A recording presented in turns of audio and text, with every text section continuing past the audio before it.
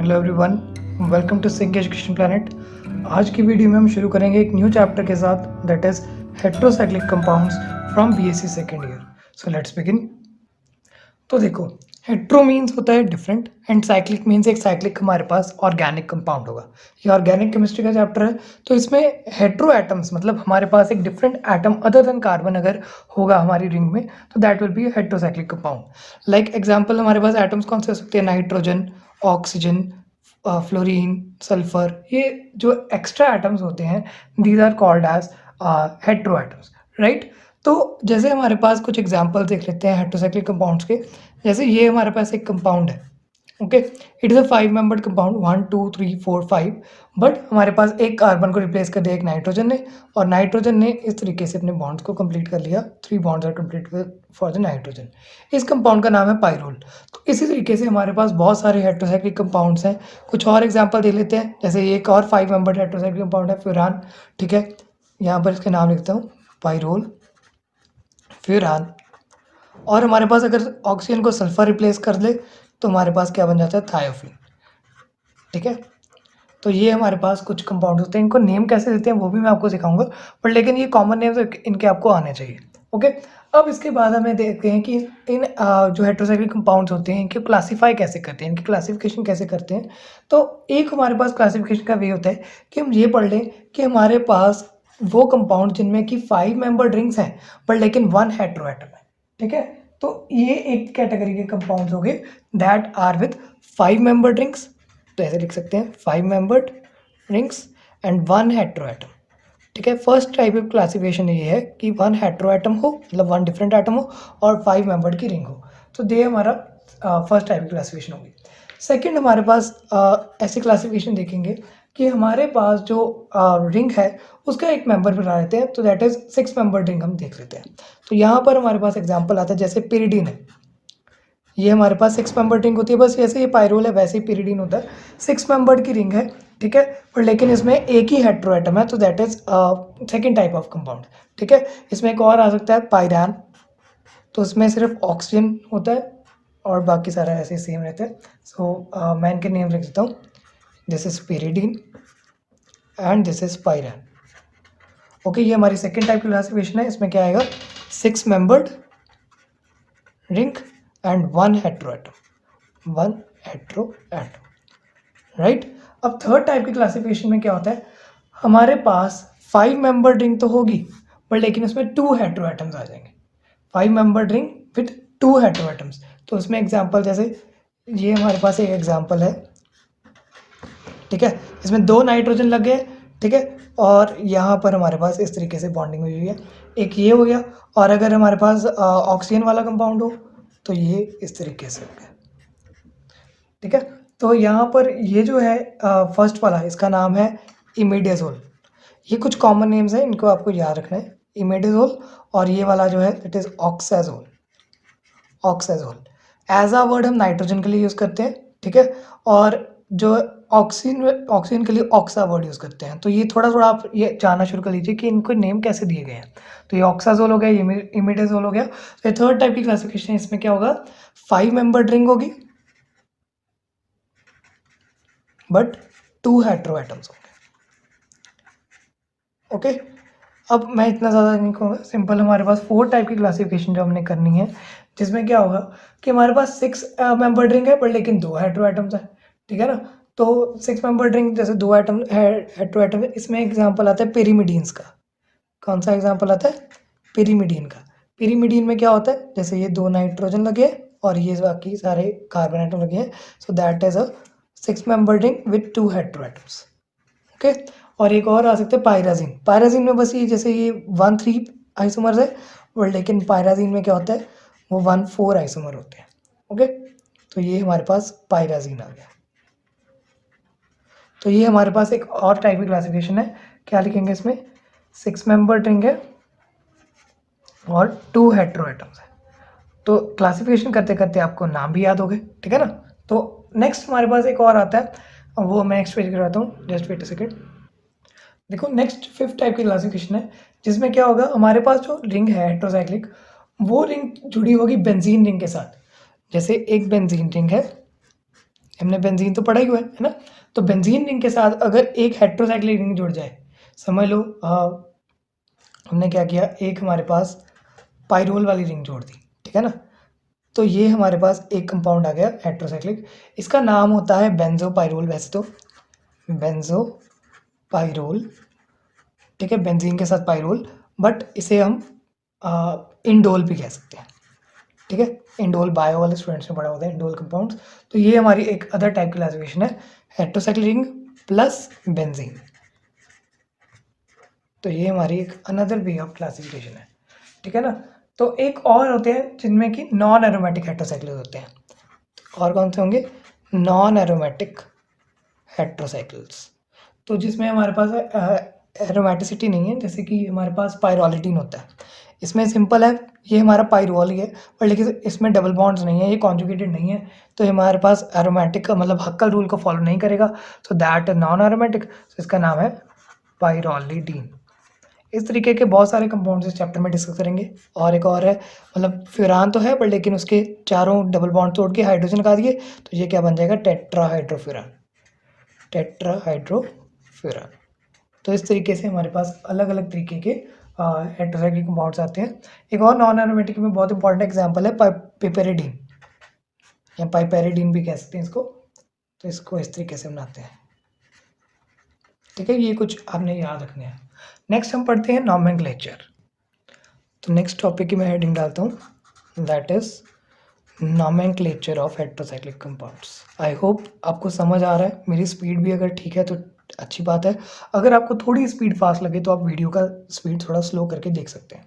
Okay, अब जो हमारे पास है नॉमेनक्लेचर, उसमें हम क्या करेंगे, पहले तो हमारे पास जो भी कंपाउंड होता है, सपोज हमारे पास पायरोलिडीन है या कोई पिपेरिडीन है, ठीक है, या फिर हम लेते हैं कि कोई और भी कंपाउंड हो सकता है, ठीक है। इनके IUPAC ने कैसे नेम्स दिए, IUPAC के रूल्स होते हैं कुछ, वो रूल्स के हिसाब से हम देखते हैं। एक हमारे पास कंपाउंड में क्या होता है? प्रीफिक्स होता है, एक क्या होता है? प्रीफिक्स। उसके बाद सेंटर वर्ड जो होता है उसे कहते हैं स्टेम, और स्टेम के बाद आता है last word, that is called suffix. ये तीन चीज़ें होती हैं। एक हमारे पास जो स्टार्टिंग वाला दैट इज प्रीफिक्स, सेंटर वाला वर्ड स्टेम, और सफिक्स जो होता है दैट इज लास्ट वाला वर्ड। ओके, अब इनको कैसे देखा जाता है? जो भी हमारे पास रिंग का साइज है, रिंग का साइज जो है जितना है, जैसे ये 5 मेंबर रिंग है, 6 मेंबर रिंग है, 3 मेंबर रिंग है, जितनी भी साइज है उसको कौन डिटरमिन करेगा? ये वर्ड, दैट इज स्टेम, ठीक है। स्टेम डिटरमिन करते हैं हमारे पास साइज ऑफ द रिंग। अब साइज ऑफ द रिंग के लिए हम यूज़ कैसे करते हैं स्टेम को, लिखते कैसे हैं? सो जैसे हमारे पास रिंग साइज यहाँ पर मैं लिख रहा हूँ, रिंग का साइज अगर है 3 मेंबर्ड, तो हमारे पास स्टेम जो होती है दैट इज कॉल्ड एर वर्ड यूज़ करते हैं। क्या वर्ड यूज़ करते हैं? एर, IR, एर। अगर 4 मेंबर्ड होती है तो हम एट यूज़ करते हैं। अगर 5 मेंबर्ड होती है तो हम ओल यूज़ करते हैं। देखो ये आपके लिए न्यू हो सकता है बट लेकिन ध्यान से समझना है इसको। 3 मेंबर्ड के लिए एर, 4 मेंबर्ड के लिए एट, 5 के लिए ओल, 6 के लिए इन, एंड 7 के लिए हम यूज़ करते हैं app. Ir, ir at all in app, ठीक है। इस तरीके से इसको याद रखा जा सकता है, ir at all in app। Okay, अब इनको हम कैसे देखते हैं कि अगर हमारे पास सफिक्स देखने हैं, तो हमारे पास हमने एक बात देखी हुई है कि बहुत सारे जगह पर हम जो हेट्रोसाइक्लिक कंपाउंड देखते हैं, देखो यहाँ पर भी देख रहे हैं, यहाँ पर भी, इन सब में क्या है कॉमन? नाइट्रोजन एटम बहुत ज़्यादा आता है हेट्रोसाइक्लिक केमिस्ट्री में, ठीक है। तो हम ये देख सकते हैं कि अगर हमारे पास रिंग में नाइट्रोजन एटम है तो यहाँ पर हम लिख सकते हैं नाइट्रोजन प्रेजेंट है। अगर कोई भी एक भी नाइट्रोजन प्रेजेंट है तो अलग तरीके से लिखेंगे, और नाइट्रोजन एब्सेंट है तो अलग तरीके से स्टेम का नेम लिखेंगे, ठीक है। तो नाइट्रोजन प्रेजेंट के लिए हम कैसे यूज़ करते हैं? अगर नाइट्रोजन प्रेजेंट है तो एर का क्या बन जाएगा? इरीन। क्या बन जाएगा? इरीन। ये हमारा प्रॉपर है हमारा जो रिंग का स्टेम साइज, ठीक है, स्टेम नेम, ठीक है। स्टेम प्लस सफिक्स हम लिख रहे हैं इरीन, ठीक है। तो ईट के लिए एट है, ओल के लिए ओल है, इन के लिए इन है, एंड एप के लिए एपिन है। ओके, इस तरीके से अगर नाइट्रोजन प्रेजेंट है तो हम ये नेम्स देंगे लास्ट वाले में सफिक्स में, इरीन, ईट, ओल, इन, एपीन। इसको ऐसे भी बोल सकते हैं, इरीने, ईटे, ओले, इने, एपीने, ऐसे भी बोल सकते हैं। तो ये आपकी मर्जी है, जैसे मर्जी आप बोलिए, ठीक है। अगर हम जब कंपाउंड्स करेंगे तो आपको मैं बोल के दिखाऊंगा कि कैसे हम इनको प्रोनाउंस करते हैं। अगर नाइट्रोजन एब्सेंट हो तो हम क्या वर्ड यूज़ करते हैं, यहाँ पर आई की जगह पर हम ई लगाते हैं, इरीन, ठीक है। ईटे की जगह पर एटी लगाते हैं, ओके। ओले की जगह पर ओले ही लगाते हैं, दोनों साइड पे। अगर नाइट्रोजन एब्सेंट है तब भी ओले और नाइट्रोजन प्रेजेंट है तब भी ओले। तो 5 के लिए हमेशा ओले वर्ड ही यूज़ करते हैं। इन के लिए आई एन ही यूज़ करते हैं 6 के लिए, और लेकिन नाइट्रोजन एब्सेंट हो तो आई एन यूज़ करते हैं। एपीन के लिए हमारे पास 7 मेंबर्ड हो तो एपीन यूज़ करते हैं, पर लेकिन अगर हमारे पास नाइट्रोजन एब्सेंट हो तो एपेन यूज़ करते हैं, ओके। तो इस तरीके से हम जो है प्रीफिक्स सफिक्स जोड़ देते हैं। अब प्रीफिक्स एटम का थोड़ा सा यहाँ पर मैं बॉक्स बना के लिख देता हूँ, क्योंकि आपको ज़्यादा, अगर मैं नेक्स्ट पेज पर करूँगा आपको थोड़ी सी कन्फ्यूजन हो सकती है। तो ये रूल्स हैं। इसके बाद जो प्रीफिक्स है उसे मैं यहाँ पर एक बॉक्स में एक्सप्लेन कर रहा हूँ, ठीक है। ध्यान से सुनिएगा और मेरी वीडियो को लाइक कर दीजिएगा। अगर आपको ये चैनल का कोई भी सेशन अगर अच्छा लग रहा है तो आप वीडियो को लाइक कर सकते हैं और कमेंट में मुझसे डाउट्स पूछ सकते हैं, ओके। तो सब्सक्राइब कर दीजिए चैनल को साथ में। तो नेक्स्ट हम देखते हैं, अगर हमारे पास हेटेरोसाइक्लिक कंपाउंड में ऑक्सीजन एटम जुड़ा है तो हम प्रीफिक्स क्या लगाते हैं, ऑक्सा। ऑक्सीजन एटम के लिए ऑक्सा, ठीक है। इसके एग्जांपल्स मैं नेक्स्ट पेज पर डिस्कस करता हूँ। ऑक्सीजन एटम के लिए ऑक्सा, सल्फर एटम के लिए हम यूज़ करते हैं थाया। सल्फर एटम के लिए थाया, थायोल, ठीक है, थाया। फिर हमारे पास अगर नाइट्रोजन हो तो मैंने पहले ही बताया कौन सा, एजा, कैसा, एजा। फिर अगर फॉस्फोरस हो तो हम यूज़ करते हैं डायरेक्ट फॉस्फा, और अगर बोरोन हो तो बोरा। ये थोड़ा सा हम देख सकते हैं, बहुत सारे होते हैं, अगर सिलिकॉन हो सिला, ठीक है। इस तरीके से बहुत सारे नेम्स हो सकते हैं, बट लेकिन ये कॉमन है, ऑक्सा, थाया, एजा, फॉस्फा, बोरा। ये आपकी बीएससी तक के लिए आपके लिए सफिशिएंट है, ठीक है। तो ये आप नेम्स कुछ दे सकते हैं हमारे कंपाउंड में, ओके। अगर हमारे पास प्रीफिक्स और सफिक्स को कंबाइन कर देते हैं और एक कॉमन नेम बनाते हैं तो हम जो लास्ट वाला ए होता है ना, इसको ड्रॉप कर देते हैं। जैसे ये इरीन है, समझ लो ये वाला इरीन है और ये ऑक्सा है, तो हम इसका नाम कैसे बनाएंगे, ऑक्सा इरीन थोड़ी बनाएंगे, तो हम इसका नाम बनाएंगे ऑक्सीरीन, ठीक है। क्या नाम बन जाएगा, ऑक्सीरीन, ठीक है। इस तरीके से ऑक्स ओल जो है, ओल के साथ ऑक्सा कैसे लगेगा, ऑक्साओल नहीं लगेगा, ऑक्सोल लग जाएगा, ठीक है। इनको मैं डिस्कस करता हूँ वन बाय वन। तो आई होप आपको एक बार क्लियर होगा। एक बार रिवाइजन कर लेते हैं। 3 के लिए इरीन, ईटे, ओले, एपीने, इने और एपीने, ठीक है। और इरीन, एट, ओल, इन, एपीन, इसको ऐसे भी बोल सकते हैं, ठीक है। और हमारे पास सर ऑक्सीजन के लिए ऑक्सा, सल्फर के लिए थाया, नाइट्रोजन के लिए ऐसा, फॉस्फोरस के लिए फॉस्फा एंड बोरोन के लिए बोरा। हम नेम यूज़ करेंगे एज अ प्रीफिक्स, ओके। अब हम डिस्कस करते हैं कुछ एग्जांपल्स। देखो फ्रेंड्स, एग्जांपल्स डिस्कस करेंगे। तो फर्स्ट जो एग्जांपल है इसका कॉमन है, हमने अभी पढ़ा है, क्या नाम है, पाइरोल, ठीक है। पाइरोल हमने पढ़ा हुआ है, पर लेकिन इसका आईयूपीएसी नेम कैसे बनाएंगे। आईयूपीएसी में पहले हम देखेंगे कि इसके हमारे पास हेटेरोएटम कौन सा है प्रीफिक्स लगाने के लिए, नाइट्रोजन, तो हम एज अ वर्ड यूज़ करते हैं। तो हमने पता है कि ए ड्रॉप कर देते हैं लास्ट वाला, तो हम एज वर्ड यूज़ करेंगे, ओके। अब 5 के लिए हमने क्या बोला था, 5 के लिए कौन सा वर्ड है, ओल। चाहे नाइट्रोजन एब्सेंट हो चाहे प्रेजेंट हो, हम ओल ही लगाते हैं, तो इसका नाम क्या बन जाएगा, एज ओल, ठीक है। ऑक्सा के लिए, ऑक्सीजन के लिए ऑक्सा, तो 5 के लिए फिर ओल, ऑक्सोल। सल्फर के लिए थाया, तो ए ड्रॉप करना है, और 5 के लिए ओल तो थायोल। कितना ईजी है ना। तो इसी तरीके से नाइट्रोजन, अब देखो ये 6 मेंबर्ड आ गया। 6 मेंबर्ड में अगर हमारे पास नाइट्रोजन है तो हम आई एन ही लगाते हैं एंड में, है ना, हमने देखा था इन, ठीक है। और नाइट्रोजन है तो हमारा क्या नाम बन जाएगा, एज इन, क्लियर। और यहाँ पर देखो ये हमारा कंपाउंड जो है, सॉरी इसमें तो ये स्टार्टिंग वाला ही हो गया, समझ लो मैं इसमें ऐड कर रहा हूँ हमारे पास नाइट्रोजन, ठीक है। अब नाइट्रोजन का हमारे पास हेटेरोसाइक्लिक कंपाउंड हो गया, तो हम क्या लिखेंगे, ये हम वर्ड यूज़ करेंगे इसके लिए ऑक्सा, ठीक है। नाइट्रोजन और ऑक्सीजन से पहले हम ऑक्सा वर्ड यूज़ कर देंगे, फिर हम एजा लिख देंगे।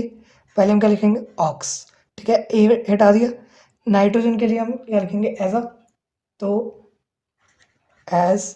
और 5 मेंबर के लिए हम क्या लिखेंगे, ओल, तो ऑक्स एज ओल इसका नाम बन जाएगा। एक बात याद रखनी है आपने इस तरीके के कंपाउंड्स को नेम करने के लिए, अगर हमारे पास 2 और मोर डिफरेंट हेटेरो एटम्स हैं, ठीक है, तो ऑक्सीजन की हम नेम लिखते हैं पहले दैन दी सल्फर। ऑक्सीजन को सल्फर से ज़्यादा प्रेफरेंस दी जाती है और सल्फर को नाइट्रोजन से ज़्यादा प्रेफरेंस दी जाती है नेम लिखने में। तो ये आपने याद रखना है, ऑक्सीजन का पहले लिखेंगे ऑक्सा, सल्फर का बाद में लिखेंगे और उससे बाद में नाइट्रोजन का। इसके लिए एक और एग्जांपल मैं आपके साथ डिस्कस करता हूँ। अगर हमारे पास ये वाला कंपाउंड हो, ठीक है, तो यहाँ पर हम नेम कैसे लिखेंगे, हमारे पास पहले हमने क्या कहा है, सल्फर की नाइट्रोजन से पहले लिखते हैं, तो क्या आएगा, थाया, थाई, और नाइट्रोजन के लिए हम एज लिखते हैं ना, और 5 के लिए ओल आ जाता है, तो थायाजोल। क्लियर। तो आई थिंक मैंने आपको अच्छे से नॉमेनक्लेचर सिखा दिया कि इन तरीके से हम नेम्स को एक्सप्लेन करते हैं, ठीक है। तो ये हमारे पास नॉमेनक्लेचर का पार्ट था। अब नेक्स्ट हम जो वीडियो में डिस्कस करेंगे हमारे 5 मेंबर्ड हेटेरोसाइक्लिक कंपाउंड्स को, जिसमें मैं पाइरोल का स्ट्रक्चर आपसे डिस्कस करूंगा, ठीक है। तो पाइरोल का स्ट्रक्चर डिस्कस करने के लिए मैं नेक्स्ट वीडियो में स्टार्ट करूंगा, बट लेकिन तब तक आपने ये अच्छे से रिवाइज कर लेना है। कुछ और एग्जांपल्स आपने प्रैक्टिस कर लेने हैं इसके, अगर नहीं मिलेंगे तो आप मेरे से ले लेना, कुछ और एग्जांपल्स अपने इसके प्रैक्टिस करने हैं। और तब तक के लिए आप यही पढ़िए, ठीक है। और टुमारो हम कोशिश करेंगे कि नेक्स्ट वीडियो आ जाए, ठीक है। So thanks for watching the video, do subscribe to my channel for more videos and thank you so much.